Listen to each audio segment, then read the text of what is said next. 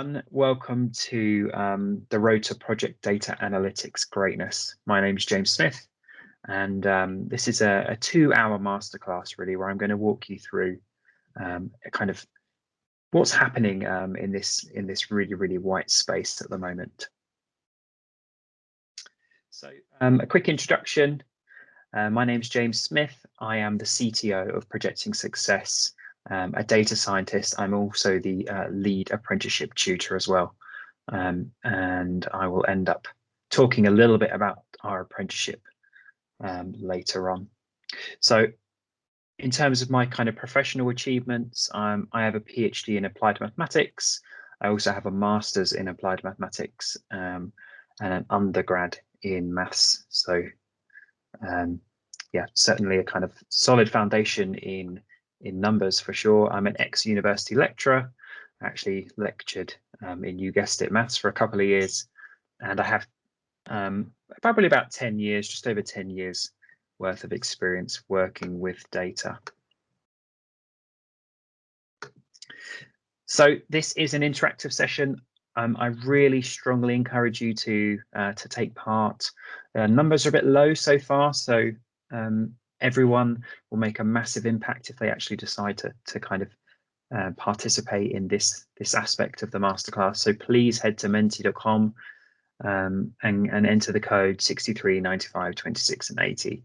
There's also a QR code you can see on my screen. So if you just point your phone camera at that QR code, you should have a link pop up, and you just hit it, and then you will be able to interact accordingly. Like I said, it does make a huge difference. So please engage with this. And we're going to jump straight to Menti. And I'm just going to collect a little bit of information so I can kind of pivot the presentation. I like to see who I've got in the audience. So first question is, what kind of sectors do you work in? A lot of our clients, a lot of our partners are in construction. So it's really good to see people from other industries. So we've got defense, transport, financial services, one from energy. We do have 3 from construction. Be great to know who is in that other category. Maybe we can touch base with those people. We actually find out who they are, where they're from. One person from health. We've got 15 people interacting so far.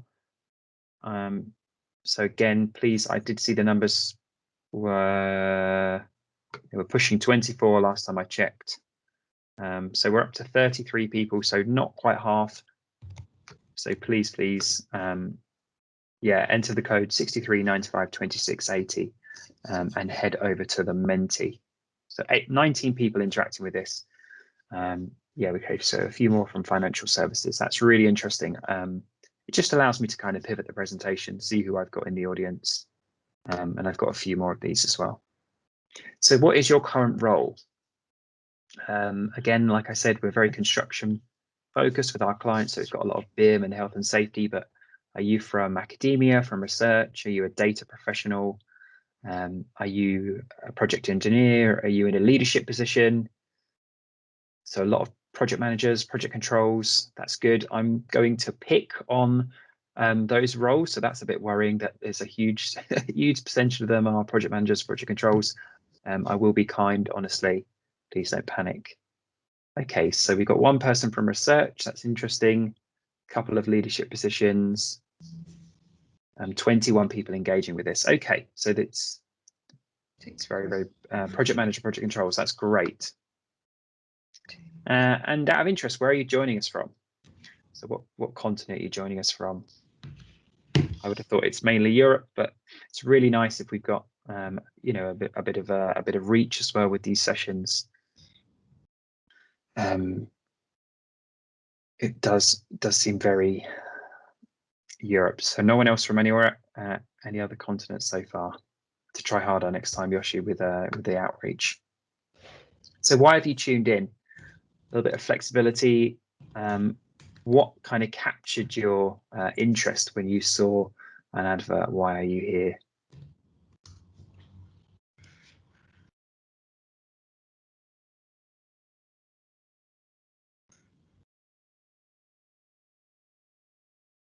Not sure why the results aren't loading.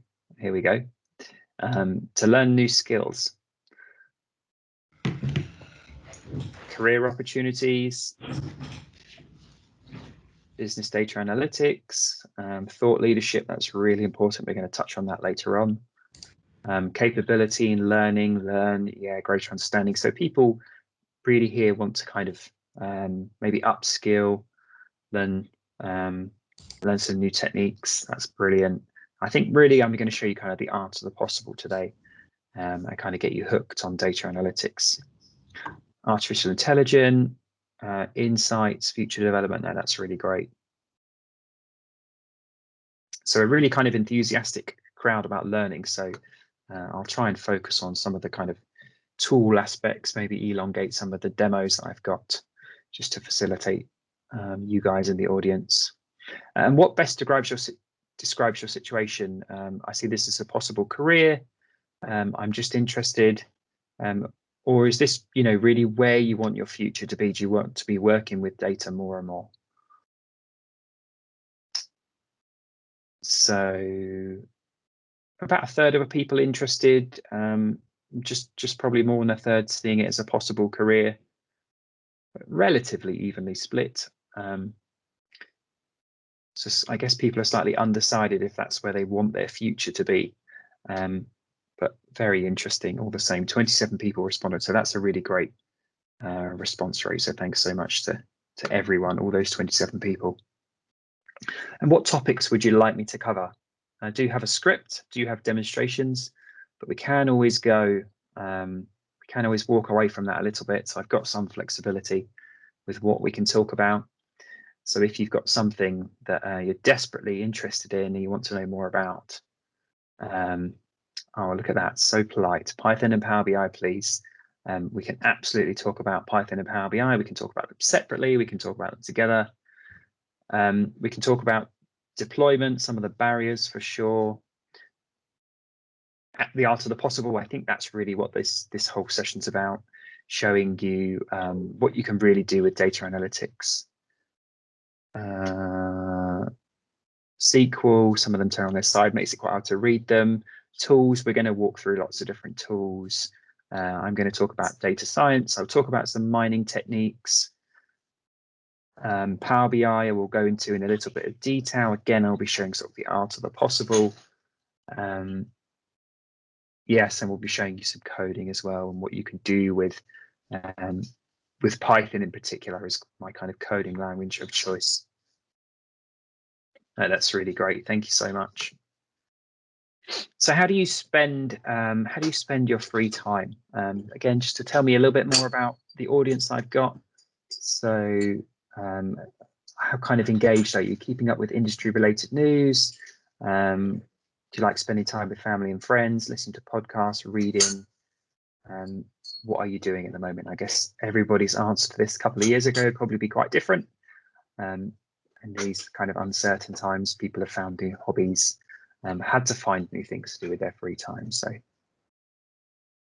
guess this allows me to kind of push out different content to you as well. I've got some links at my disposal that I can paste into the chat. Podcast not very popular, poor old podcasts. Okay, that's great, thank you. And if you know about project data analytics, again, if you're not sure what it is, we will cover it in detail. But what do you kind of want to achieve? What's what's your end goal? Are you trying to change your career? Are you trying to make a difference in your company? What are your high level aspirations? I'm just trying to get a new role, very exciting. Someone's trying to commercialize data projects. 2 responses, anyone else? I guess it takes a while to type. Potential career changes, really interesting. People are undecided, that's completely reasonable. Hopefully you'll have maybe a bit more direction in a couple of hours time. Drag companies forward, yeah, I guess. Overcome some of the change management barriers that we all face with bigger organizations. Developing strategies, people want to switch roles, switch companies. So again, this resonates with what we saw earlier. So people here to sort of upskill, and that's maybe because they're trying to get, you know, promotions or new roles. Make evidence-based recommendations. Yeah, really interesting. Again, I'll be touching on that when we talk about sort of the machine learning aspect as well. And not too many more questions, I promise, but name one benefit you think project data analytics may have within your job role. So what are the potential benefits? I mean, asking these intentionally before I tell you, I show you the art of the possible, but saving time definitely can make you more efficient. See this with our apprenticeship learners all the time. It's one of the kind of main benefits and positives with things like coding and automation. Transparency, really important, especially it's becoming more and more important over time, kind of transparency of what you're saying and the data that you're displaying. Driving change, getting greater insights. Efficiency and speed, so similar to what we said before. Yeah, sort of spreading awareness, insights and information, improving ways to visualize and report data. Yes, that's really interesting. Broad and central team resources. That's actually really interesting. I'm going to touch on that a lot as a kind of a key theme, almost like a golden thread through this masterclass. So that's really, really interesting. And what about challenges? What's the kind of the biggest challenge you face in your job that that project data analytics might solve? I appreciate you've probably got lots of challenges that project data analytics can't solve, but what are the things that you feel like? Yes, Excel and data mess. Excel is obviously a great tool, but a lot of companies do rely on it too heavily. It's not going anywhere, but companies can get themselves into quite nasty situations. I've seen the inner workings of a lot of tier one companies, and I'm not going to say it's a mess, but they're very, very Excel heavy. Inconsistencies, yes, the sort of importance of clearly reporting information. Automation for sure, in terms of, I guess, in terms of delivering the benefits that we just spoke about. Automation is going to be absolutely key to that. The effectiveness of data manipulation, that's interesting. I'm going to talk about that later on, using Python and a couple of other tools as well. Data-based, I guess, evidence-based decision making, a lack of consistent data collection strategies. And that's really, really interesting. Okay. And based on everything we've discussed, how big of an impact do you think project data analytics will have on your role within the next 3 years? So no impact, minor impact, a significant impact, a major impact. And a major impact, if you don't adapt, then maybe your role will even disappear, which I guess is why people are here. And I've actually kind of filtered that over the types of roles we've got. So we did have quite a big percentage of project managers, project controls. Most of them are actually saying there's going to be significant impact. So far, no one's saying no impact or minor impact, which is really interesting. I guess we've got a room full of people that know this kind of revolution is underway. So slightly biased, but very, very interesting. Leadership positions, all saying significant impact. Data professionals relatively evenly split. I guess the hump of people around us sort of thinking there's going to be significant impact. Really interesting. Okay, so I'm going to jump back to my deck. Thank you so much. There will be other questions littered throughout this afternoon session, so we're certainly not done with Menti, so don't close that tab right yet. I will be jumping between the two. So a bit of an agenda for today. I'm going to talk about what is project data analytics. So anyone that was answering those questions is not entirely sure. Anyone that's not been following us, then we can really kind of hammer that point home and tell you what it's all about and tell you what it's not about as well. A bit of inspiration for why we must do something, why we've actually got to act, the impact that it's going to have on organizations and roles. And like I said, I'm going to talk about project managers and project controls. And there's about 40% of the room is those roles. So that's going to be interesting. And we're going to talk about what greatness actually looks like. Then I'm going to kind of circle back to this idea that it's not all about the technology. It's not just about upskilling. I know there are a lot of people here that are enthusiastic. It's not just about everyone learning how to use Python and Power BI. There are certainly lots of other barriers that we need to overcome. And then I'm going to talk about how maybe you can start your journey and kind of what's right for you.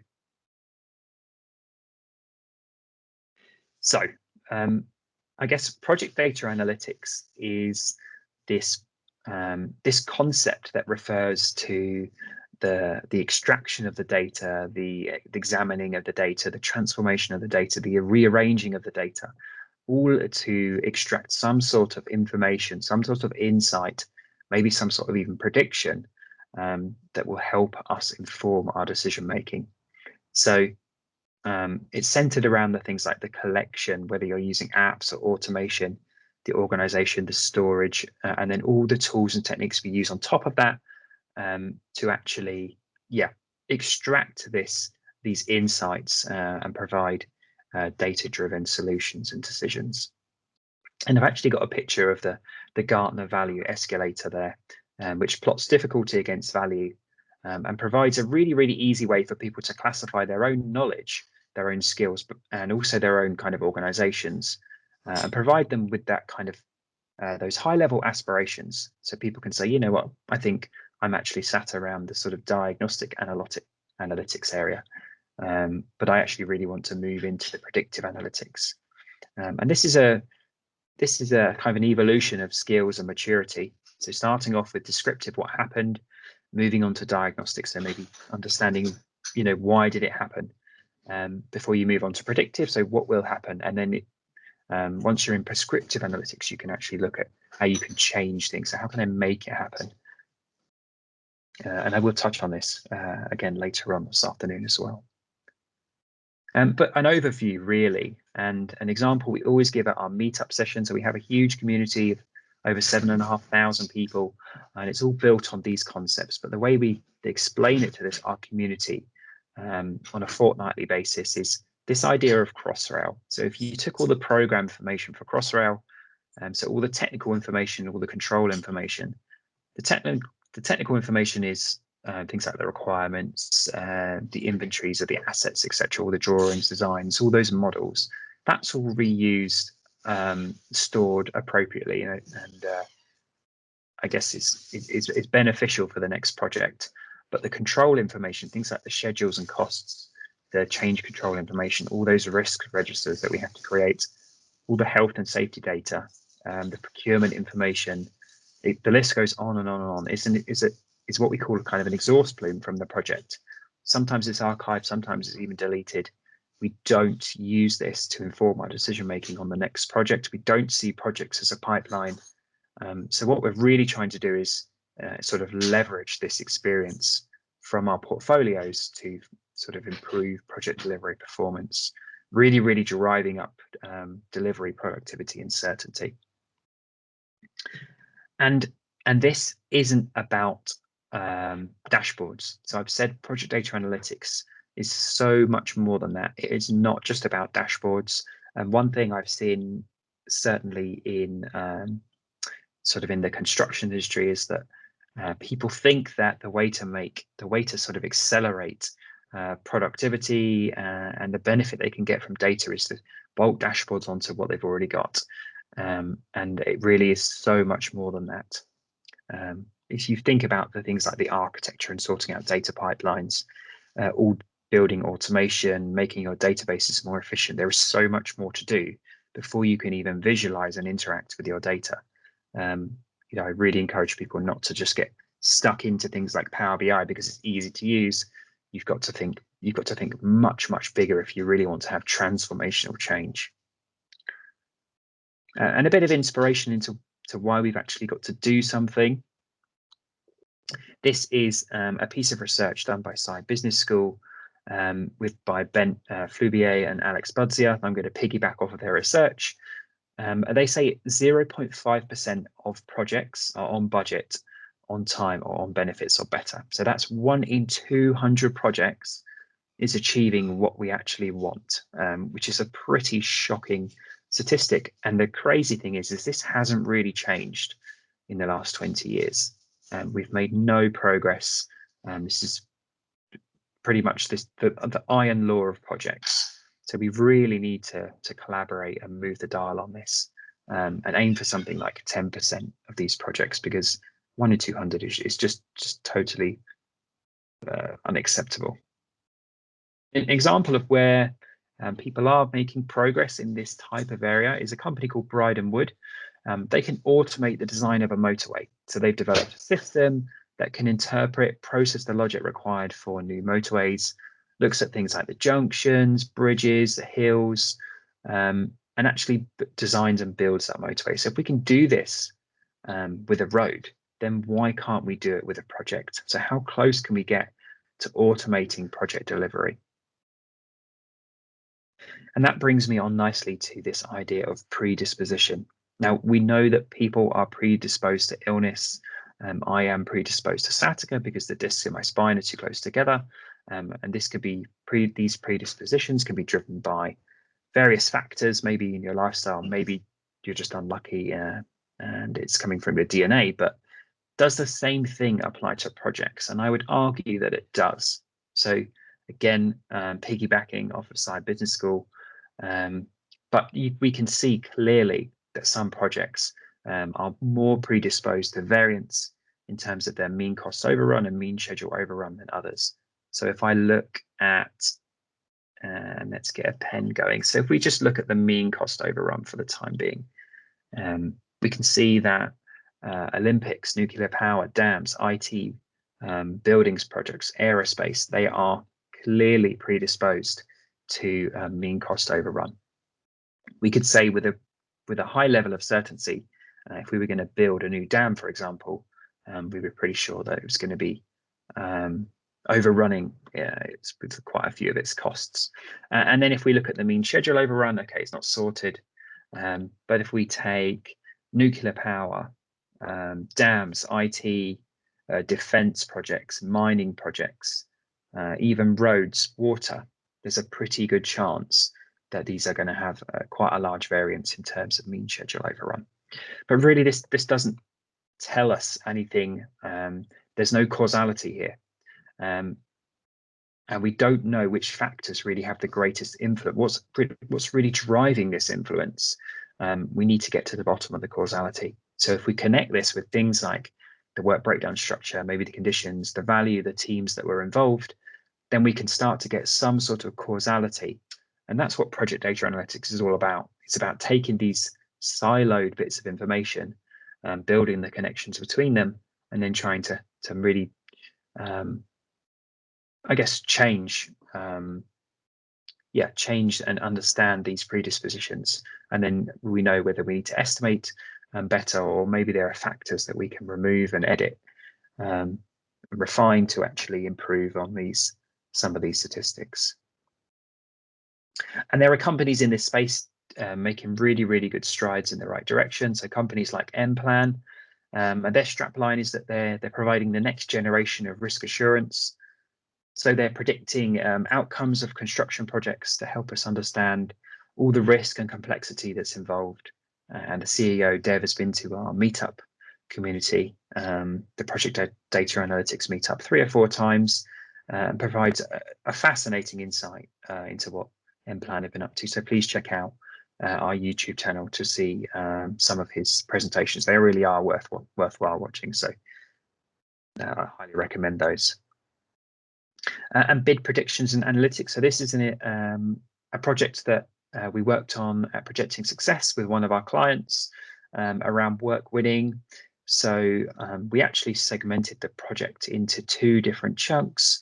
So we were working with contract awards from a few paid sources and some public ones as well, like TED and Contracts Finder.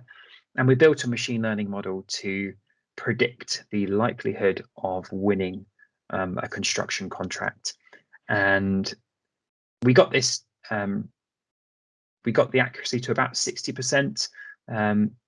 So if you're within the top 3, so we were quite happy with that result in the end. And we actually connected this with freedom of information requests with respect to bid feedback scores. So maybe if you the model predicted that you weren't likely to win a contract, then you could actually dig into some other analysis that accompany it and say that maybe the reason you didn't win, the reason that, for example, say Kia didn't win the contract and Balfour Beatty are predicted to win is because of their environmental sustainability scores are that much better with this type of project. So it really complemented it and was a really interesting project that we worked on with one of our clients. Shark Tower. So this is a tool that lets project managers quickly search skills and availability, identify workload issues, etc. They were with us, it was either the end of last year or the beginning of this year, our community, and it was again a really interesting talk. So there's a link for you to check out. I'll paste it in the chat right now. Give me 2 seconds. Hopefully everyone can see our chat. If not, we can make it available to you through another means. But yeah, please check that out if you have a chance. Another company in this space, Forecast. Now they are removing the need for a sort of human input when you're in the planning stages of project management. So the algorithm understands things like your resource availability, understands all your resource constraints, and it lets the project managers really concentrate on adding value elsewhere in the project. Now, project delivery is very process focused, and what we think is if we can really describe this logic, then we can probably start to automate it. So this is really kind of coming back to my Bride and Wood example where they're building those motorways. If it requires some sort of intuition, then we may need to think differently. And can we really break that intuition down into kind of experience that maybe we could capture with data? So it's going to be really interesting, but we really need to change the dial on that iron law of projects. And what will happen to procurement? So specifically, what's going to happen to clients? I guess if you take the meat prioritization method, the most economically advantageous tender, then this is going to have to change massively. Data is going to become a really valuable resource. Projects are not going to be thought of as this once through activity. They're going to be pipelined. So we really think even the prioritization methods will have to adapt with the times. And this idea of centralized and federated, this is something that we talk about within our meetup community a lot. So there's the kind of traditional system where you have data scientists, data analytics teams on the left, and then your project professionals, so your project managers, project controls and benefits, versus this new idea of data capability feeding into the project professionals. Now, I'm not suggesting that the data scientist and analytics teams will disappear completely, but I think that if data capability feeds into the project professionals, then they won't have to lean so heavily on these specialized teams, and you won't lose time in the translation of tasks, etc. I'm sure everybody on the call has seen data encroaching its way into our roles. And we don't need these huge centralized teams to do all of these jobs for us anymore. The data revolution is coming, it's started. If you're not equipped to deal with this change, then you could see bits of your roles getting smaller and smaller. I'm going to jump back to Menti, so please, again, please engage with that.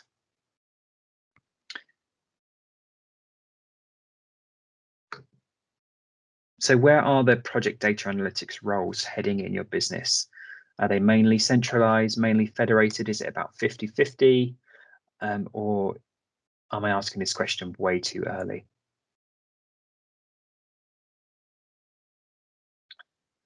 So 10 people responded again. Please pick up your phone. And again, if you've closed it, just head to 63, 95, 26, and 80. So just a handful of people saying 50-50. I guess almost 50% of people saying it's too early to tell. And then about 45% of people saying mainly, or 15% of people saying it's federated into the product roles, and sort of quarter of people saying it's really quite centralized. And like I said, these centralized teams won't go away. We need them. We can't get project professionals to understand machine learning and some of the sort of data architecture concepts to the levels that are required. We need to have those specialist development teams and those specialist data scientist teams. But it's so important for everybody to upskill, increase productivity as well. Really interesting. I think I'd love to ask the same group of people the same question a year and see if they still think it's too early to tell. Thank you for that. I'm going to jump back to my deck.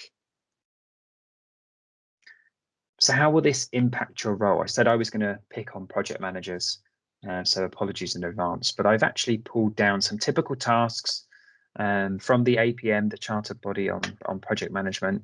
So this is a bit of a job description here for what project managers do. So I'm just going to take the first few here. So planning what work needs to be done and who's going to do it. This is something that forecasts are doing, and they're doing a really good job of it at the moment. Looking at the risks involved in a particular project and managing these risks. Forecasts are also doing this, but MPlan are also in this space. So they've got a really complicated deep learning model that starts to understand this based on all our previous experience, making sure that work is done to the right standard. This is actually a problem we posed at one of our hackathons, and I'll talk about them a little bit more later on, where we were reading in this case, we were reading in specification documents. We had a machine learning model that was actually built over the course of the weekend to understand if these specification documents were up to the right standard, and it made recommendations, etc. And I've got an example of it to show later on. So this shows that just taking these first 3 points, now data science and automation are really going to chip away at some of these project delivery roles. And we really need to, people need to react to this in a positive way. Don't sit back and just let roles get smaller and smaller.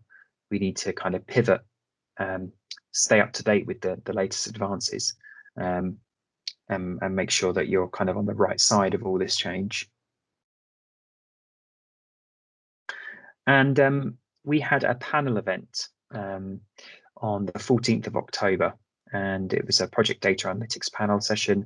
We had 150 people in the audience. Nearly 40% of them, 38%, said that they're only experimenting and using pilots. And this is from the people that were actually in the room, that could be bothered to be there. So it was a very, very biased group of people, and they still weren't doing anywhere near enough. 40% of people were doing minor and inconsistent. So some really quite shocking statistics there about what we're actually doing today with the tools that are at our fingertips. And I'd love to kind of understand a bit more about that audience. What were the things that were holding them back? Was it grappling with the organizational change? Was it IT they were struggling with? Was it lack of skills they had in the company? But fascinating to understand more about the problems that those people were facing. I also said I was going to pick on project controls. So we asked the same audience about how they envisaged project controls evolving, and 52 out of 72 people responded, so which is about 72%, said there would be major change, or the role could be really quite different. And less than 1% of people think that nothing will change. So based on that, granted quite enthusiastic group, because they were in our meetup session, it looks like project controls roles could be evolving a lot, and we've got a lot of them in the room. So I would be interested to know if this kind of resonates with you. But yeah, there's certainly a lot of change on the horizon. So I'm going to jump back to Menti. So please, again, please engage with this. I'm just going to jump to the next slide. Now we had a panel session. In this panel session on the 14th of October, there was I guess quite a big feeling that reporting roles would really be hit quite hard by project data analytics, I guess in terms of things like automation, but I'm not sure that reporting is going to be the area that's hit the hardest. And I wanted to get your kind of feedback on the impact of different areas, things like document control, BIM, project management, things like scheduling, risk management. So where do you think the impact is going to be the highest? Do you agree with the panel session that we had back in October? So just let the scores stabilize. We only had 10 people respond, and numbers are shooting up. So thank you for that. Do appreciate that a lot.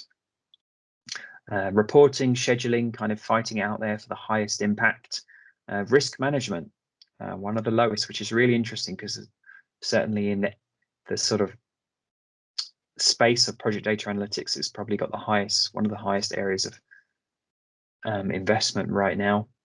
BIM has a lot of I guess effort being put into the data and upskilling in that area. So again, that's really interesting. The general project management, the color there is white, which is a terrible choice from Menti, but it's sat at 3.3. But yeah, it seems like scheduling and reporting are fighting out there. And BIM is actually tied with risk management at the bottom. So really interesting. I will be going over this in a lot of detail. So please don't feel like we're going to be done with these results once this presentation's finished.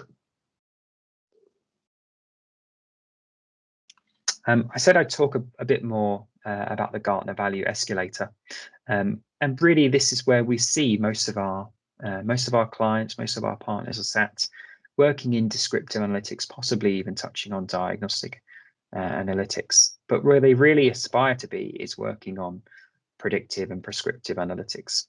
And the problem is that they don't have things like the correct data architecture, the correct data foundations. They don't have an alignment between their data and the use cases.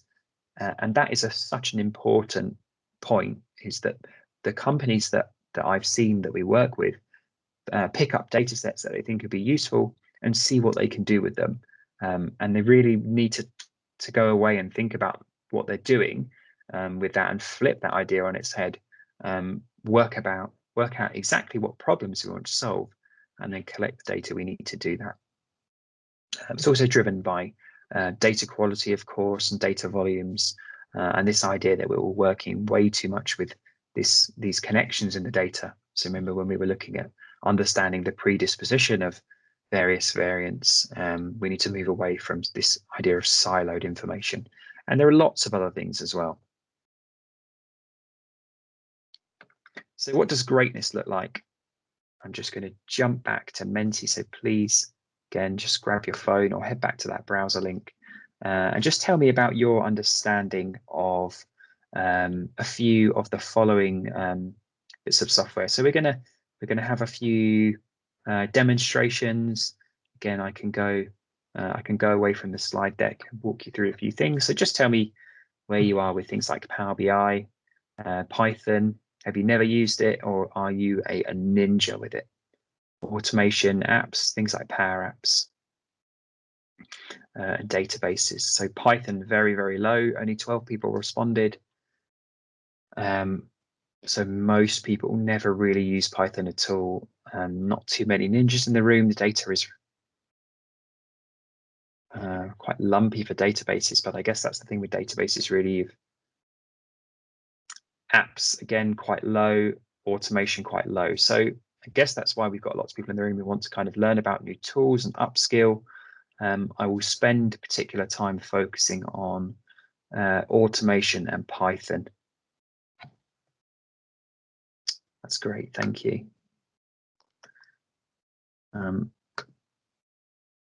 Okay. So I'm going to walk you through some examples from our hackathons. So our hackathons, in case you don't know, we have hacks every 2 months now. We've really increased the frequency of them.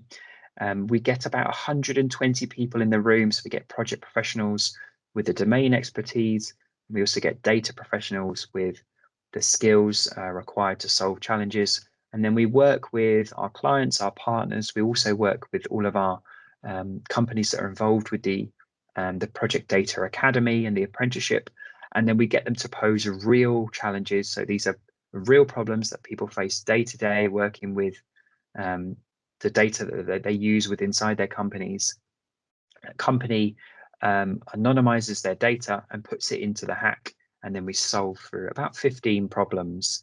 And then the learners that we have are meant to take those problems away and work on the productionization and deployment, and we assist them with the whole process.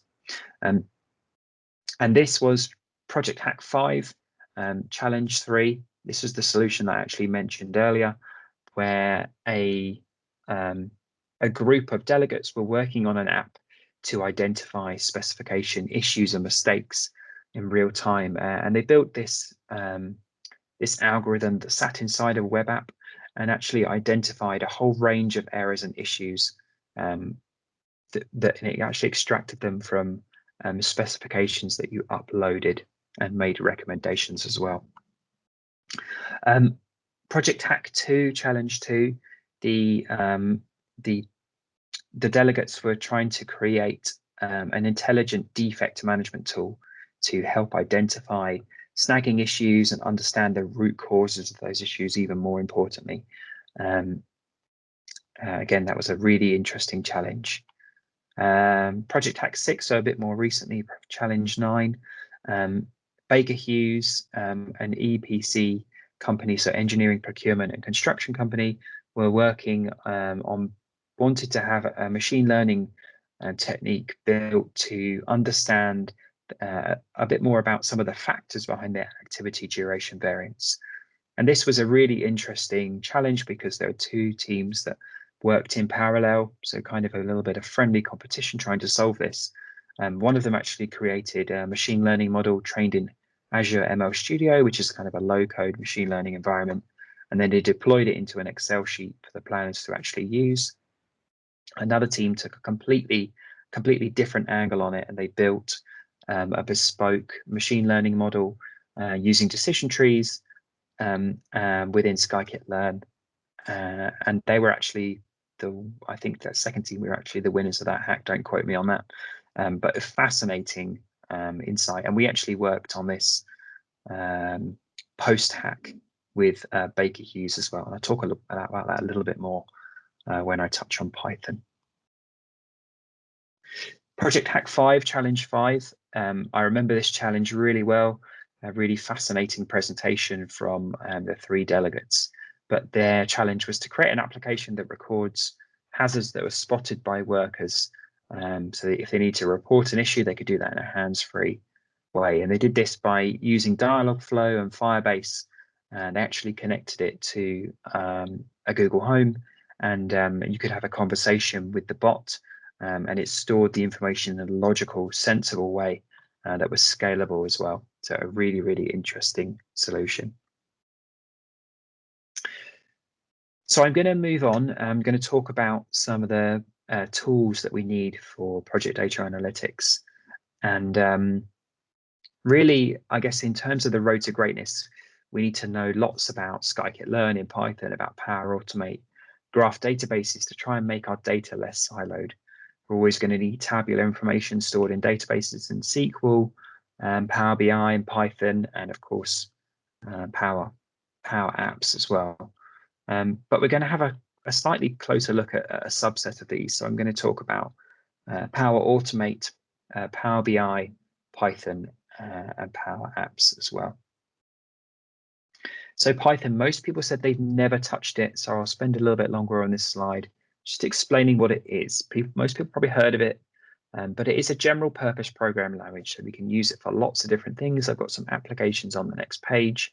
The nice thing about Python is its whole design is really about making code as readable as possible, has a lot of white space, and just makes it that much more readable by humans. It's open source. We can use it for any application. There's no cost associated to it at all.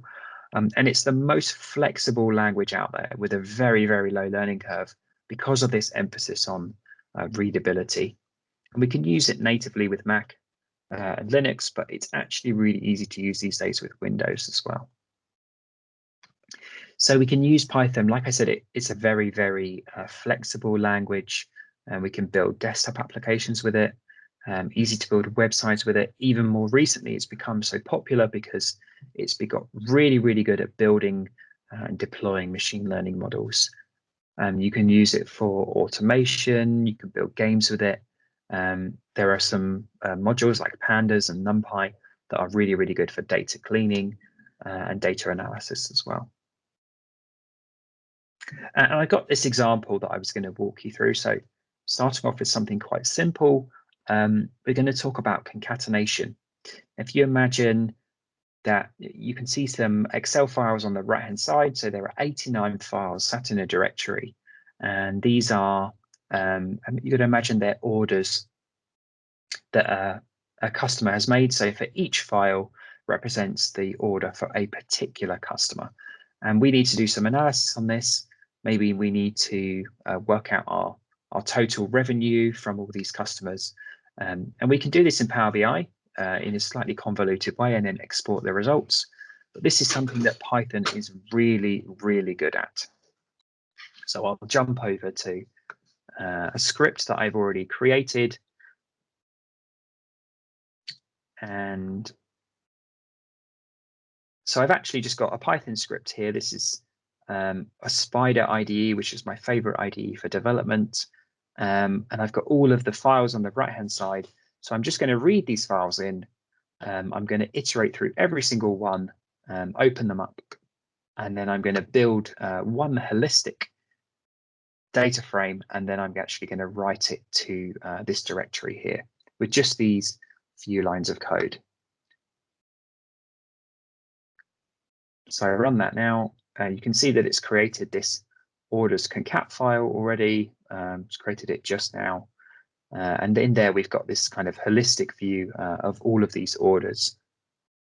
Now, if you think this is useful, this could be useful for project professionals that are working, people emailing data to them, and they need to build holistic sort of unified views of this data. But also, this is where Python can be deployed to the cloud, and you could email a particular account. It could pick up the attachment and then read it in to SQL, for example, and concatenate it in there. So just this is the kind of problem that our learners experience on a daily basis, and they end up opening files, doing a lot of copying and pasting, and doing this in a very, very manual way.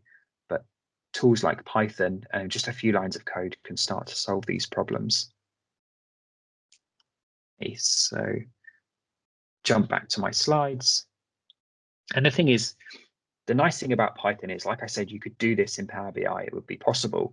But with Python, we can automate things like the creation of monthly or weekly reports. Maybe we need to do something with concatenation of CVs. I've done this in the past, read in thousands and thousands of CVs and built this into a database.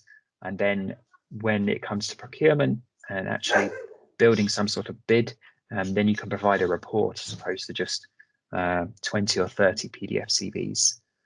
Things like site number trackers. This is a really good real example that that COVID presented. So suddenly a lot of companies that we're working with needed to restrict the number of people on site, but they also had to make sure that they were making the most of these numbers. So they might have had a bit of capacity, and they needed to understand that in real time.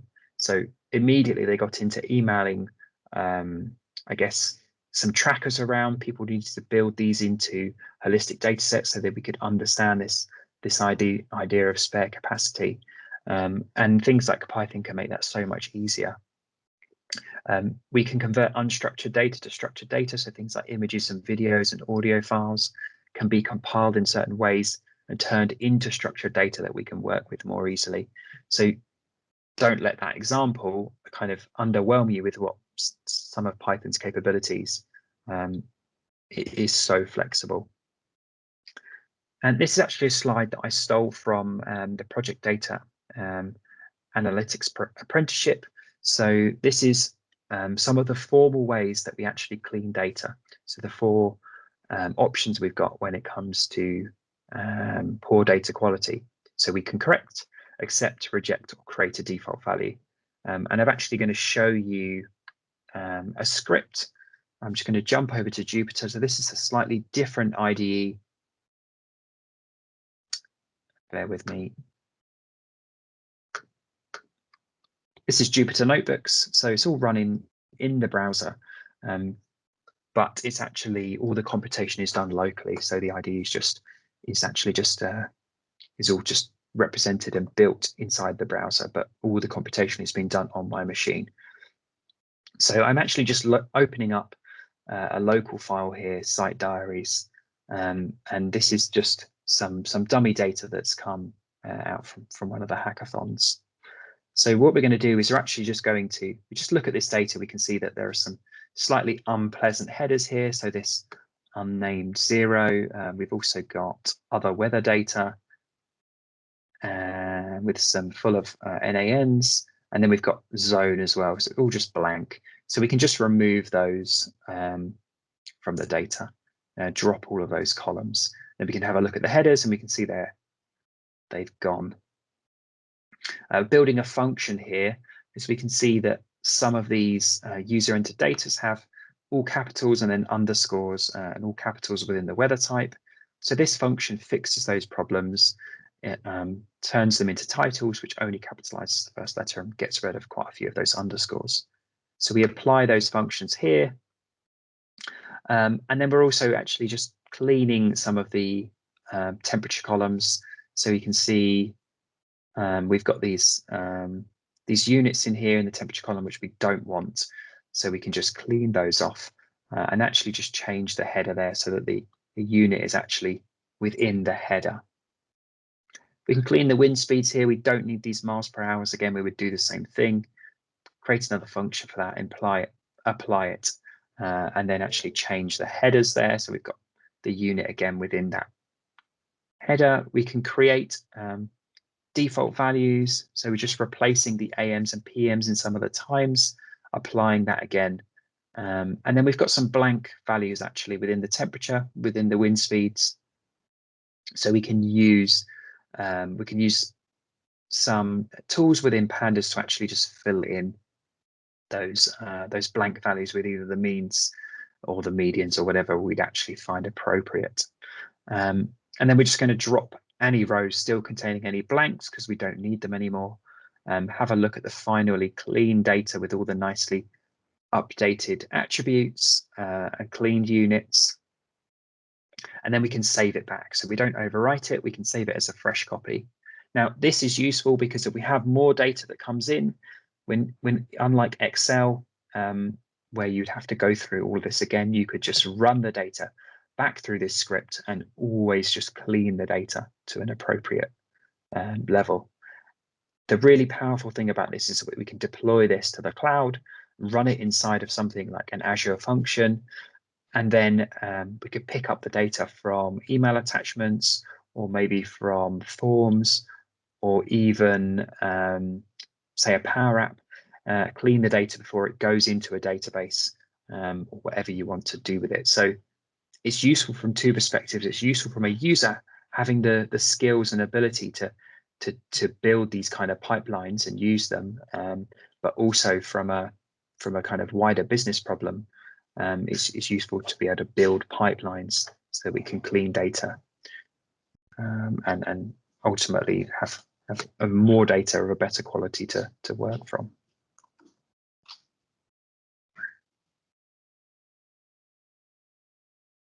So Python is used at our hackathons a lot, and I've got a couple of use cases here that I'm going to talk through. So it was used at Project Hack 6 to create this machine learning model for Baker Hughes, as I mentioned. I'm going to talk about that in a bit more detail. But we also use Python to speed up some of the ops costs for the hack. So we use it to create our PowerPoint presentations. So if you've ever been to one of our hacks, hopefully we've got some people in the audience that have, we spend a lot of time kind of refining and creating the challenges. And in the last couple of hackathons, we've managed to save quite a lot of that, at least creating the presentations. And I'll show you exactly what we did in a few minutes.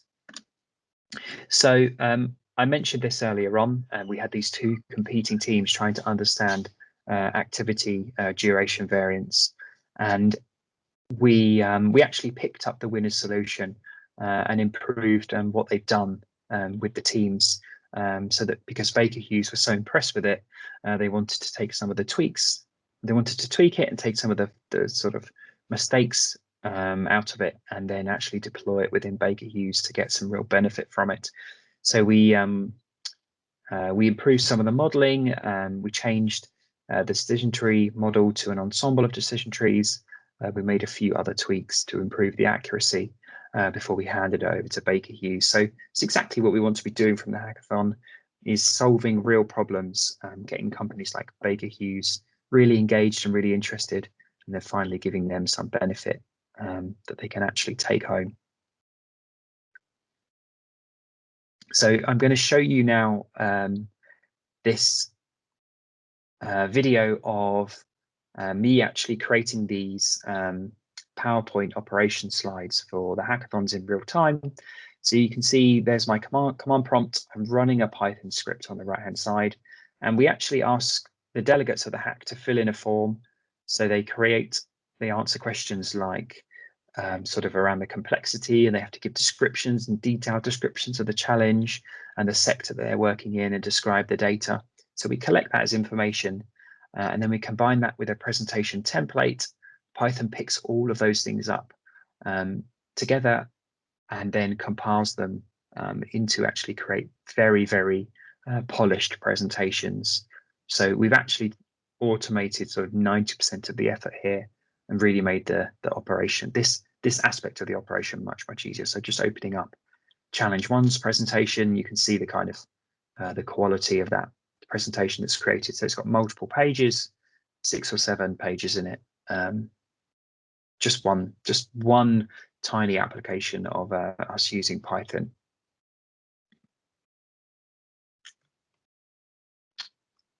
So I'm going to move on and talk about data visualization. Now, of course, I'm going to really focus on Power BI here. They've really dominating this area of data visualization, but really this is where we're building things like charts and graphs, maps, other visualization tools to really help us understand things like outliers or trends or certain patterns in the data. Power BI is a really nice tool for this. Like I said, it's dominating in the area of visualization. There are so many connectors, and Power BI desktop is so easy to use. And there is a free version as well, which probably really helps in terms of sort of market share. But there are two main elements to Power BI. There's the desktop that I just mentioned. This is actually an application that you install on your machine. This is what people use to actually build the reports, and I'll show you some examples of this in a minute. And there's the Power BI service. So this is where you publish the dashboards to share with organization, people in your organization, or potential clients, or whatever it might be. So you really build the reports, test them, and do all of that kind of development within the desktop application. And then you publish them to the service, and then you can share them with people in your organization. They can interact them, and you can pin them to things like SharePoint sites. You can also pin them to things like Teams meetings. So if you want to understand, if you have a regular meeting, then you can pin a Power BI dashboard to it, as long as it's published and everyone's got the right licenses, and then everyone can use it within that meeting. So it's a really amazing tool. I guess the one thing I would say is that it's not the answer to all of our problems, Project data analytics is a lot deeper than data visualization. There are a lot of third-party tools though, like the best practice analyzer, the BPAA. Now this can look through your reports and look for things like coding errors, make sure that you're actually following best practice as well. And that's one of the really nice things about Power BI is that there are these third-party tools that you can lean on as well. There are two languages in Power BI, which is really unusual. There's DAX and Power Query. I'm going to talk about them both in a little bit of detail, but DAX is a collection of functions that we use to actually create new data. So I use this when building new attributes, new columns of data from information that's already contained inside the model. And I'm going to jump over to a report. Bear with me while I just move it onto the right screen. So hopefully you can all see my Power BI report. I know this does look particularly awful, so please ignore the analysis that's actually being done. It keeps jumping onto my other screen, which is quite annoying. But actually, I'm going to look more closely at the data. Like I said, the report is really quite horrendous. So I'm looking at some employee data, and here I've got last name and first name, for example. This is a very simple example, but I can actually go to new column here. Power BI is very slow sometimes, so you do have to bear with it. I've got a very fast machine, but it is quite computationally demanding and uses a lot of RAM as well. So I'm actually just going to concatenate those two. So I'm just going to create a new column called full name, if I can spell it correctly. And you can see the auto predict is really good. So I can just press up, hit enter there. I concatenate with an ampersand. I'm just going to concatenate it with some white space. And then the last name. Again, it predicts it. I hit enter again. You can see, hopefully you can see my mouse, this new column here is just going to be creating a new attribute. Now, that is a very simple example, and I'll show you some more complicated ones. So I don't want to undersell DAX at all. Just need to sort my screens out again. So here's a slightly more complicated example of DAX, and it can get incredibly complicated. So this function actually sums a column based on the value of another one. But again, you enter it into the same kind of view that we just did. An even more complicated function again, this actually calculates the top fee for a broker based on various conditions of other attributes. So the kind of learning curve for DAX is quite low. You can use quite a lot from if you've got a good knowledge of Excel, but it can get quite complicated once you're building in really quite complicated aspects of feature creation. And then there's Power Query. So I mentioned there are two languages. DAX we've just had a very quick look at, but Power Query lets you edit and work on the data that's just been imported. So you can clean it, and it's got a really nice sort of process that you can interact with on the right-hand side to the applied steps. So we'll have a bit more of a look at Power Query. So I'm actually just going to open Power Query right now. Again, it could take a little while. So the data I'm looking at is it's called the Northwind data. It's sales data for a fictitious company. It's all made up, but it's really good data to learn with. And it's actually got 8 different tables here that you can look through on the left-hand side. What's interesting is here is you've got the applied steps. So this is actually what it's doing from the source, from the raw data, in a sort of sequential order. If we look at the customers data in particular, you can see that we've got customer ID here, company name, contact name. It's actually missed off these headers, so it doesn't realize those are headers in the data. So what we can do is we can just click use first rows headers. You can see it's actually included that in one of the applied steps. Then it's automatically changed one of the types for me as well. So really convenient. It's recognized that that one of these fields is the wrong type based on the fact that it had this first row as headers incorrectly, and change that type for me. And I can just go ahead and delete that if I'm not happy with it. But every time I refresh this data and load in a fresh copy, it's going to apply all these steps for me. And I could do significantly more complicated things in this as well. So I can do things like pivot and unpivot. I can run Python scripts and R scripts in here, and I'll show you how to do that later on. I can apply Azure machine learning. I can obviously remove rows and columns. I can do replace values.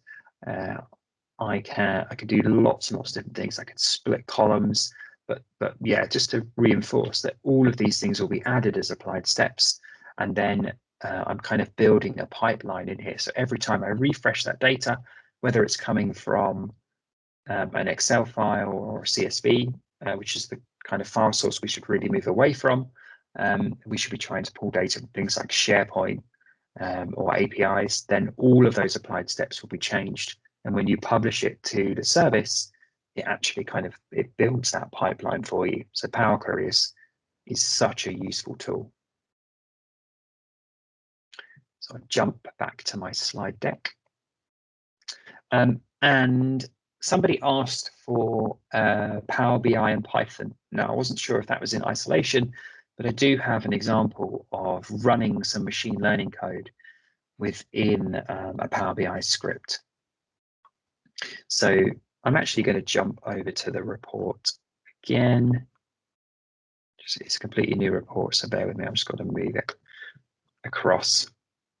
So it's a very unattractive report, and I do apologize for that, but the functionality is actually really good. Now, this is project data for IT projects, and they had a RAG rating for their costs. Now, they had a lot of completed projects in there, so we built a machine learning model to actually read in all of these attributes. You can see there are a lot of attributes in the data, and classify incomplete projects with their RAG rating. And then what this allows us to do is we could say, I want to look at all the projects that they are classifying as green, but the model thinks are actually going to be red. So these are the ones we probably really want to keep an eye on. But just before I do that, I'm just going to jump into Power Query again and show you that the Python script running in there. So you can see run Python script is actually here. If I double click that and wait patiently, it will open my Python script. So you can see anyone that has got any experience with using Python and using pandas and matplotlib in here. I'm also pulling in scikit-learn, so which is your common sort of the best module really for machine learning. And then this is reading in all those attributes, filtering on completed projects, and then training this model. And it's all done within the report. So it's really, really interesting. Like I said, potential use case is all the planners or the cost planners on the team have actually classified this as a green. All these are green projects. In total, we had 2,144, but we've got 1,389 green projects. And then let's filter it again. We've got 4 projects here that everyone on the team thinks are green, but based on all of our experience over the last 4 years, these 4 projects are actually likely to end up being classified as red projects by the end. So you would want to take a really good look at these 4 projects. And maybe this is where you need to connect with things like the work breakdown structure, understand some of the causality, or we could do some sort of reverse engineering with the machine learning and understand what factors here are actually really driving these classifications to be red. And we could do the same thing with schedule overrun as well. So again, there's no need for deployment or machine learning code, because all of this is done within the report. So it makes it really, really easy to do. Granted, it's going to be a bit slow, so it's not going to be the fastest in terms of time complexity, because the servers that the code will have to train the model on, and it will have to train it every single time, might not be the fastest. So if that's a problem, then this is not a great solution, but it shows you what you can do quite easily. Okay. And then I'm going to show you, so I mentioned this idea of connectors. A lot of people use Power BI to build reports from Excel files, text files, or all local files, and that's what we really need to get away from. And then they share reports by emailing them around. We need to be, I guess you need to make an argument for people getting Power BI Pro, the higher licensing option, and then we need to be publishing reports, building them from online sources so we can refresh them, which is why you can't just jump straight in and use dashboards, because you need to make sure you've got good, clean data that's hosted somewhere accessible. So you can't just build dashboards on top of rubbish. It does not work. So let's actually head to this website that I had in the presentation. So this is Construction News. It's a website that I read on relatively regular basis, and it actually shows some tables in it. So we've got the top 50 construction contractors. They haven't updated it in a while, which is a shame. In November last year, and the top 50 construction contractors in a year to November, and then they do the same thing with clients, and then a similar thing with the engineers. But the takeaway is that they've got some tables and information in here that we might want to get hold of. Now, I could web scrape this in Python very effectively and take time slices of it in probably sort of 10 or 15 minutes. But I can do that because I have a lot of experience using Python, and I'm quite quick at web scraping. Now, if you don't have any of that experience at all, you can do a similar thing in Power BI. I have so many open windows here, please bear with me.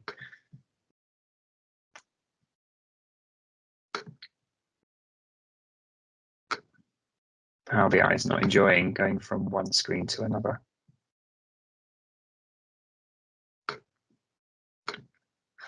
Okay, there we go. So this is just a blank report, literally just opened this just before we got on the call, and I'm just going to go to tell you what I didn't do. I need to grab that link, so I'm just taking a copy of that link. My computer is going so slowly, and I am just going to go to web here. I paste this in once it eventually loads. I'm happy with this basic option here. I click OK, and then it's actually connecting to that website. So it's going to download that page, that HTML page, and then it's going to start reading in. So just as I would as a web scraper in Python, it's going to start reading in those tables, looking for anything that might actually represent a table on that page. It's going to process it in a really intelligent way, completely autonomously, and then present those tables here. So I've got table 1. It's actually evaluating that preview for me, and I can see this is the exact table that is live on that website right now. So I can load in as many of these tables as I wanted.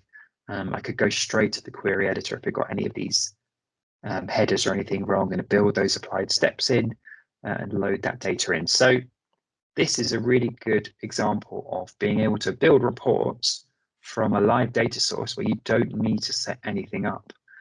All of the hosting is all taken care of by Construction News themselves. And every time we hit refresh, so if you refresh this report every hour in the service, then you're taking a fresh copy of data from Construction News every time you do that refresh. So really, really clever stuff. Okay, you're not going to get the time slices that I would with Python, because I could web scrape this every month, and then I could build a database from it, or certainly a data set from it, and pipe it into SQL. But from a reporting perspective, this is so easy and powerful. It's really, really clever, and it's one of the reasons that Power BI is so popular for sure. And there has a lot of, so we talked about some kind of manual machine learning that we did in terms of injecting Python code straight into the report. But there are lots of visualizations like key influence as well, which help you understand your attributes and what's contributing towards some sort of pattern that you might observe, and things like forecasting as well. So there's lots and lots of low code machine learning that you can piggyback off of as well. This is an example of what was done with Power BI at Project Tax 6. So Sorb McAlpine actually wanted to digitize and automate some of their floor plan updates. So rather than having big print-offs and somebody coloring them in inside one of the project offices, they could sort of digitize all of these, and then people could go around with an app, tick things off, and then it could all be updated on the fly. So they were actually winners of Project Tax 6. It was an amazing solution that they come up with over the course of the weekend. Good for so many reasons, things like environmental reasons as well, of course. So a really, really interesting challenge. So I'm going to move on and talk about Power Apps. Now, I'm sure most of you have used Power Apps, maybe not built apps yourselves, but I'm going to walk you through what Power Apps is really, really useful for. Now, it is a service for creating business apps across lots and lots of different platforms. And you can do this using almost no code at all. There's a tiny bit of coding required. And you can easily build in things like AI Builder. So this is, again, low-code artificial intelligence platform for working with things like category classification, entity extraction, form processing, object detection. You can even build in things like prediction, etc.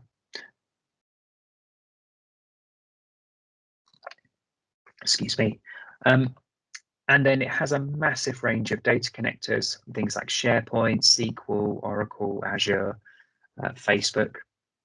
Depending on what you want to connect to will dictate the license that you need. Sometimes you can get away with a free license. Microsoft are sometimes changing which connector sits in which list, so do be aware of that when building an app as well. And there are loads and loads of samples for you to look at on the Power Apps webpage as well. You can build apps really, really quickly because you can just take a copy of the whole kind of repo, including all sample data from Microsoft, make some tweaks, and then deploy it to your organization. So we do this with things like the Leave app. We just took a copy of the standard one, made some tweaks of it, and we deployed it in the matter of hours, as opposed to weeks for this kind of thing. And here's an example of what Sorb McAlpine are doing with their innovation prioritization tool. So Sorb McAlpine are incredibly dedicated to project data analytics. They've been to every single hack we've had so far, which is 8 hackathons in total. And this is what they're actually doing, kind of leading the way with their backlogs of tasks. So they actually have 2 different sort of groups of people. They have the exec users, and then they have the sort of project professional users. So they're collecting information from both of those sets of users in a special way, and then combining it into a prioritization list. And they're doing all this within the Power Suite, so using Power Automate and Power Apps. And I've got a demonstration of this working. So this is actually the app sat in the browser. So the core team, I'm logged in as a member of the core team here, and I can select one of the use cases, and then I answer questions on things like the usefulness of the data in the data hub, the ease of the transformation and the data quality, the output clarity, the ease of development, the business team priorities. And then once I actually hit submit, and then I've only got one more use case to actually go and score. So it's quite satisfying for the users as well. I also answer questions on like the associated cost, whether the core team member thinks that this links to the strategic priority.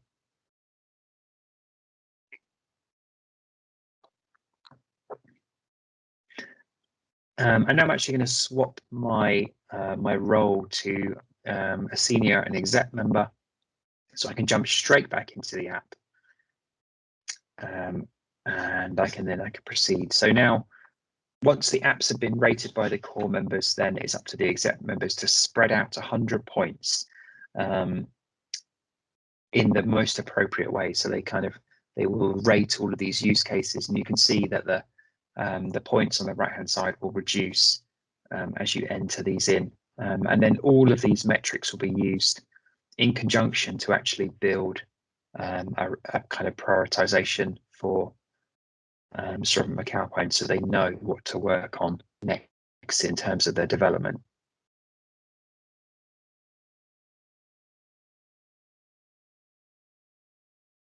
So that's I mentioned Power Automate in there, but that was everything I was going to talk about with Power Apps.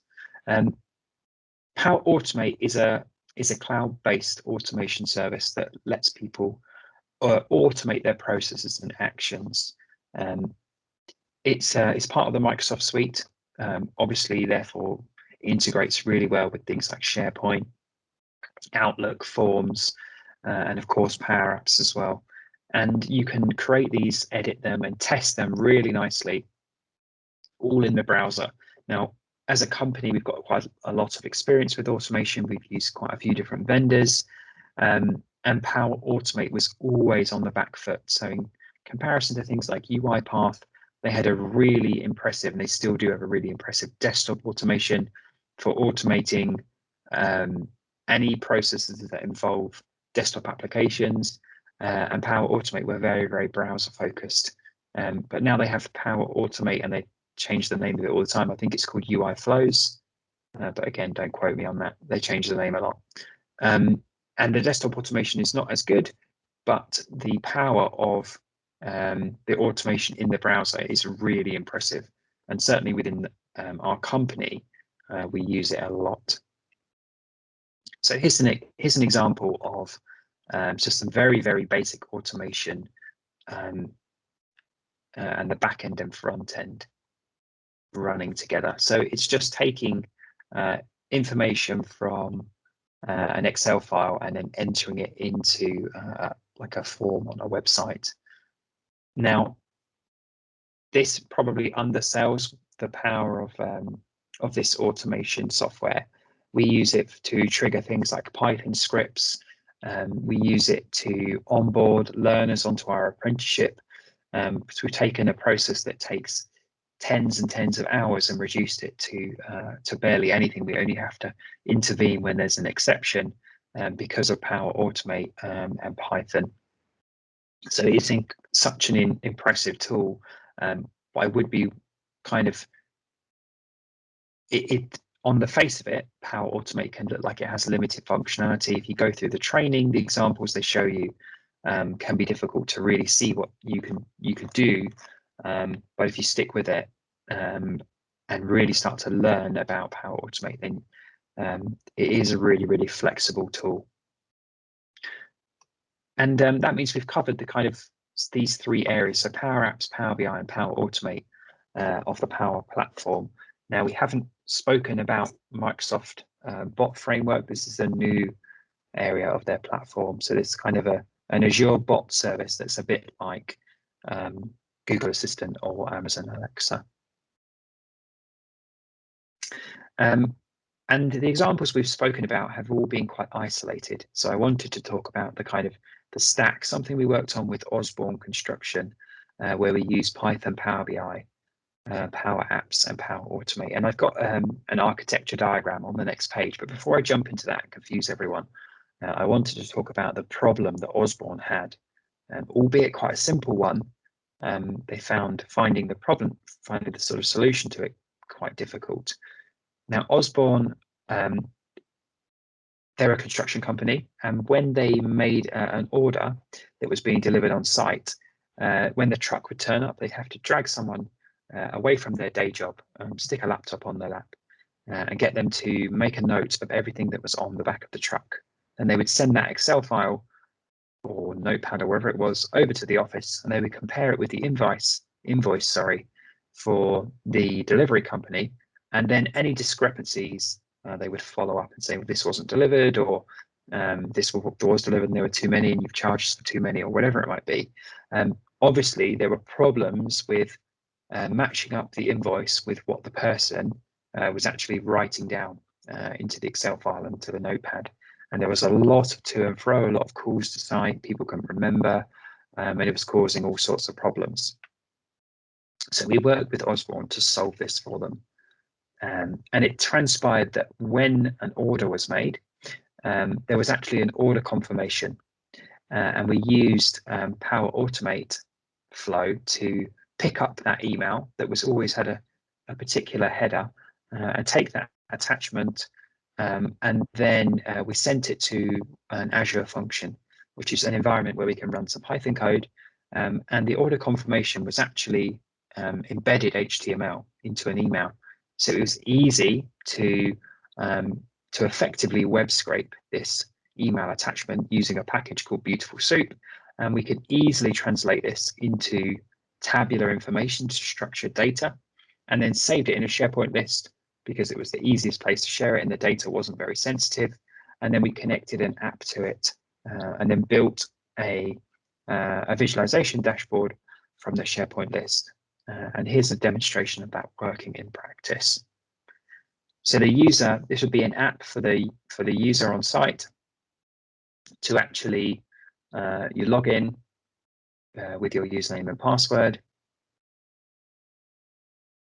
You select the site that you're actually sat on. You select the vendor of the truck that's in front of you, and they might have, I guess, multiple deliveries. So you select the delivery note that the truck driver is giving you. This is real data from one of their sites as well. And then you go through and say, yeah, I've got the knives, I've got the long life milk, I've got my 1 kilogram bag of sugar, but maybe the bag was split, so I need to put some comment in there.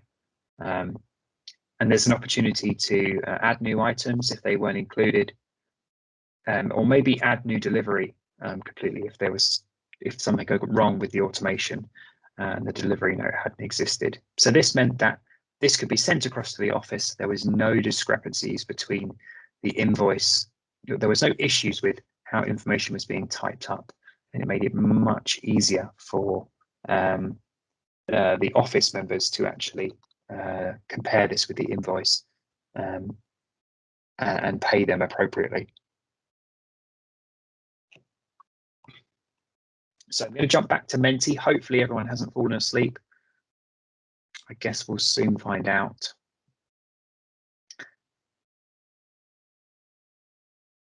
Bear with me. Computer's on a go slow. So what would greatness look like in your company? So remember, code is 63952680 if you're struggling, but what would greatness look like in your company?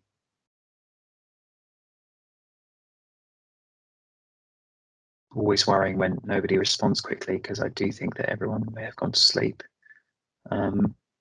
Excellent. So providing more visuals. Okay, that's great. Yes, considered a leader in the application of data in construction. That's so important because you can use that to win things like bids. It's so important. Yeah, automation. There's so much reporting that needs to be done, especially in construction. I've seen so much, but really we can improve that and we make it more efficient as well. Full visibility for decision making. Yes, absolutely. So we're not basing things on gut feel all the time. Improving reporting, widespread upskilling. Didn't read the bottom of that then, but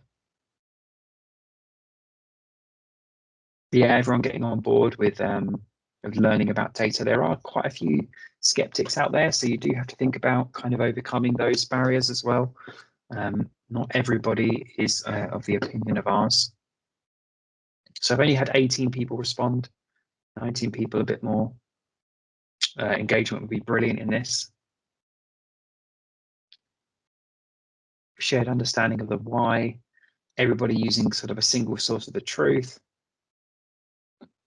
That's really interesting. Like I said, I will be poring over this. Do you view this as an opportunity or a threat? So are you here because you're trying to shut me down? Or do you see this as an opportunity? So 5 people said opportunity, 9 people opportunity. It's great. I think it's very positive. 13 people saying opportunity. So if we could get this up to 20 people engaging, then I know at least 20 people are still awake. What you could really do is automating the response to these, and then could actually fall asleep. So certainly 100% of these people engaging with this think it's an opportunity, which is great. I would like a bit more engagement, so please do reach for your phone. There's still a few questions to come. And how could this improve your job or your career? What impact is this going to do? Is it going to make your job more fun? Are you going to earn more money? Can you sit on the beach and do your job? Like, you know, why are you here? What's in it for you? Skills? Yeah, I guess I would say, you know, why do you want those skills? It's because what's the reasoning behind wanting those skills? Just because you enjoy it, because you want more job satisfaction?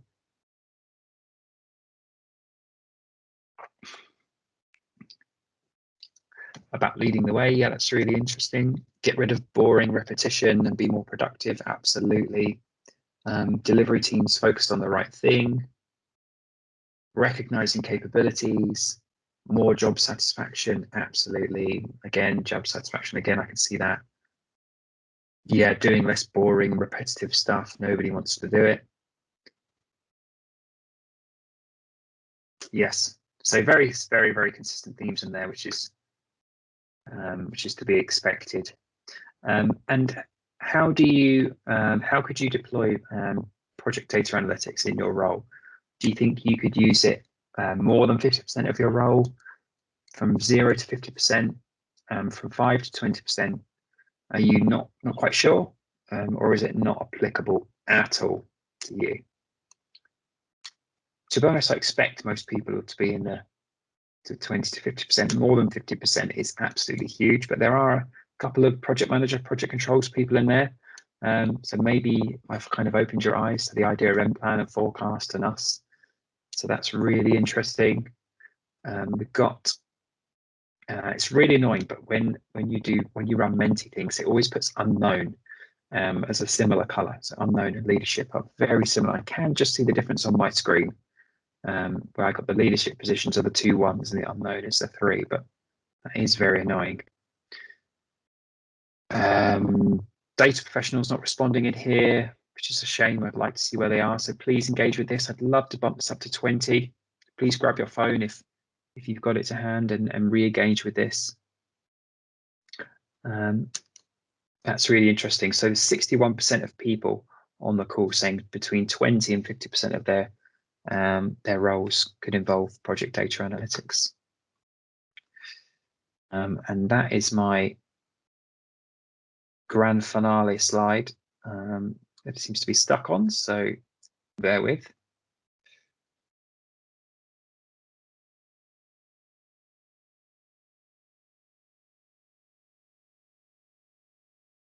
Okay.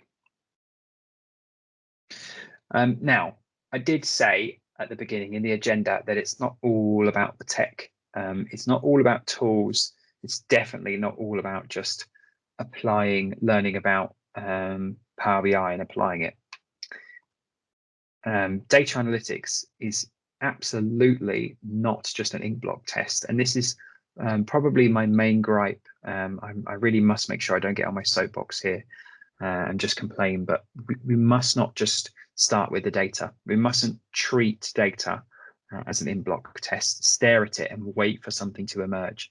Is it Spider-Man? Is it a skull? Is it that guy from Crash Bandicoot? That is absolutely the wrong thing to do. We need to start with the problem and then collect the data to solve that problem. So I did mention this earlier about the data and use cases being misaligned, and this is exactly what we mean. And I see this, I ram this message home every single day, and every single day I see people coming to me with, I've got this really clean data set. What can we do with it? And I appreciate that is where they are on their journey, but we really need to try and move away from that as fast as we can. Think what the problems are that we face day to day, and collect the data in sufficient volumes to solve those problems. And I won't talk about that anymore because I'll get all red in the face. But anyway, so some challenges. I've already spoken about the first one. I know I shan't say any more. Legacy data can be a big problem. Things like physical copies of forms that are not even digitized. Siloed and unconnected data, we've said about connecting that with things like the causality can be really hard. Data quality. Data quality is such a problem because if you're trying to demonstrate benefit to the board, how on earth are you meant to do that if you've got poor data quality? So again, it's really, really frustrating, kind of catch-22 really. You might not have enough data to do what you want. It might be that you know what you want to solve, but you can't collect the data that you need, and you can't collect it for the next 5 years. So you need to think, you need to kind of prepare people for that, make sure that they're invested in that journey. You might need supply chain data, and you've only got access to company data. So how can you open up those channels? You might have a lack of data model. So your data is all siloed. You don't know what's connected. Things are all saved in third-party sources, and you can't actually get the causality that you need to. Who owns the data? Can you trust it? Can you use it? Are you allowed to use it? Again, can be a major challenge. Trustworthiness in the data, again, can be a huge obstacle.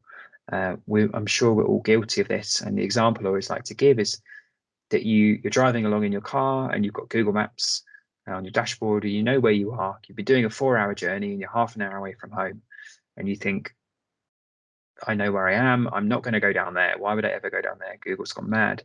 And then 20 minutes later, you run into a massive traffic jam, and you realize that Google was actually was going to take you around that, and you would have been home much, much sooner.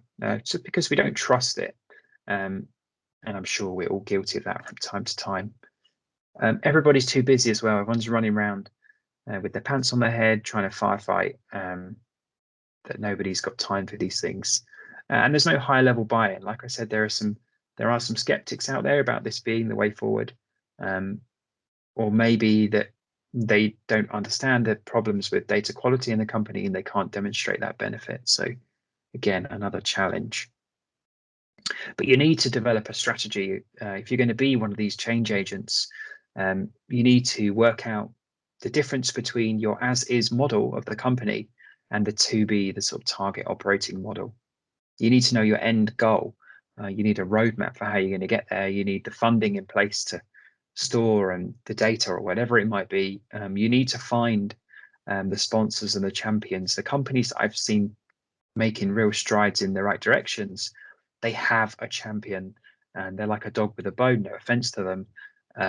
And they are extremely resilient, and they smash down those barriers, and you need those people because this is not something that that will just happen that organically. You need the right governance, you need the right skills, you need the right know-how. You might need to recruit, you might need to upskill, you need access to the right tools and architecture. And problem solving. So this is something we've got really good at from running the hackathons, and this is the kind of methodology we use. So we use use cases for sort of identifying what questions we're trying to answer. We use user stories for addressing those specific pain points. We need to know about the data model.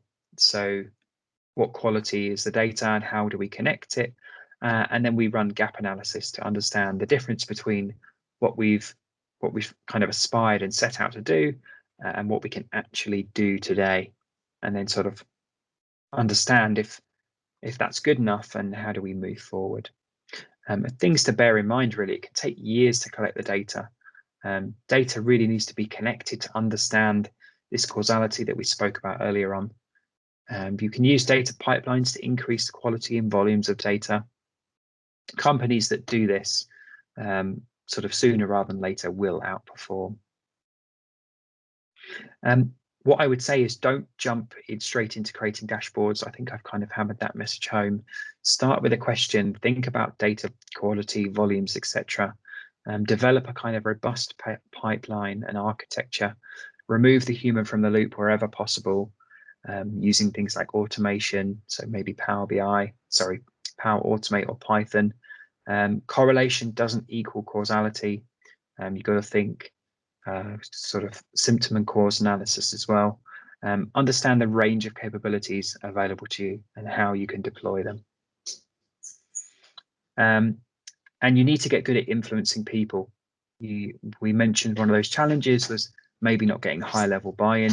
You need to be able to sell the vision. You need to be able to create a viable plan that gets buy-in from people and can create this kind of compelling argument from change. It needs to compete with other priorities.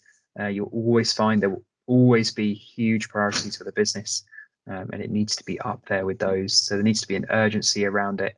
You need to gain commitment from those sponsors, from those champions, and overcome those objections from those skeptics. Encourage other people to collaborate and get people to really trust those results, which is so important. So easy to lose trust, so hard to gain it. So I guess your journey down the road to project data analytics greatness, some options for you in terms of upskilling. A lot of people here want to upskill and learn, and I've broken down your options into these kind of 3 categories. So you can experiment, you can do small ad hoc experiments, you can look at things like YouTube and Udemy. This is great for casual learning. It can be outdated. Sometimes you can feel a bit lonely because there's no one to ask, and you might end up learning about a bunch of stuff that isn't relevant to you if you haven't got that kind of direction. Tactical but unsure, it's really good because it develops confidence, but you might find that effort could be better spent elsewhere, and it can be really tough to stay motivated with these things. A lot of people that I've seen start these courses, get 1.5 courses through a 20 through 20 sessions, and then they give up. So something to bear in mind.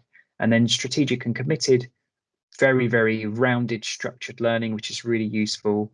And I'm including things like the project data apprenticeship in here, based around project delivery. So the context can all be set nicely for you. You've got the practical, but you've also got the support you need. But it is a big time commitment. You do need to bear that in mind.